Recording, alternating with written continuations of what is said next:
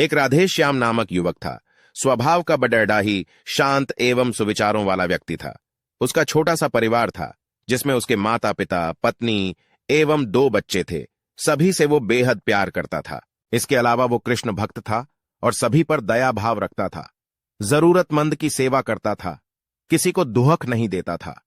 उसके इन्हीं गुणों के कारण श्री कृष्ण उससे बहुत प्रसन्न थे और सदैव उसके साथ रहते थे। और राधेश्याम अपने कृष्ण को देख भी सकता था और बातें भी करता था। इसके बावजूद उसने कभी ईश्वर से कुछ नहीं मांगा। वह बहुत खुश रहता था, क्योंकि ईश्वर हमेशा उसके साथ रहते थे, उसे मार्गदर्शन देते थे। राधेश्याम भी कृष्ण को अपने मित्र की तरह ही पुकारता था और उनसे अपने विचारों को बांटता था। एक दिन राधेश्याम के पिता की तबीयत अचानक खराब हो गई। उन्हें अस्पताल में भर्ती किया गया। उसने सभी डॉक्टर्स के हाथ जोड़े अपने पिता को बचाने की मिन्नतें की, लेकिन सभी ने उससे कहा कि वो ज्यादा उम्मीद नहीं दे सकते और सभी ने उसे भगवान पर भरोसा रखने को कहा। तभी राधेश्याम को कृष्ण का ख्याल आया और उसने अपने कृष्ण को पुकारा। कृष्ण दौड़े चले आए। राधेश्याम ने कहा, मित्र, तुम तो भगवान हो, मेरे पिता को बचा लो। कृष्ण ने कहा, मित्र, ये मेरे हाथों में नहीं है। अगर मृत्यु का समय होगा तो होना तय है। इस पर राधेश्याम नाराज हो गया और कृष्ण से लड़े देने लगा। गुस्से में उन्हें कोसने लगा।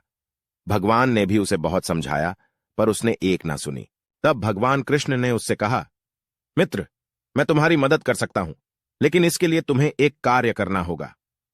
राधेश्याम ने तुरंत पूछा, कैसा कार्य?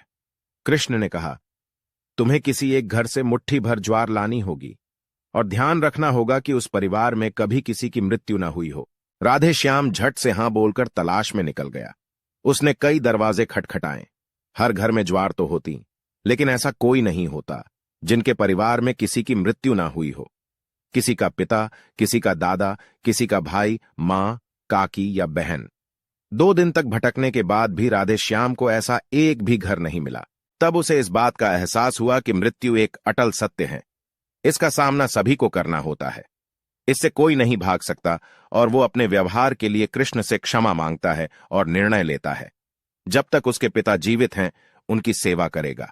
थोड़े दिनों बाद राधेश्याम के पिता स्वर्ग सिद्धार जाते हैं।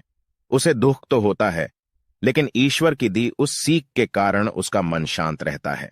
दोस्तों, इसी प्रकार हम सभी को इस सच को स्वीकार करना चाहिए कि मृत्यु एक अटल सत्य है। उसे नकारना मूर्खता है, दुहक होता है, लेकिन उसमें फंस जाना गलत है, क्योंकि केवल आप ही उस दुहक से पीड़ित नहीं हैं, अपितु संपूर्ण मानव जाति उस दुहक से रूबरू होती ही है। ऐसे सच को स्वीकार कर आगे बढ़ना ही जीवन है।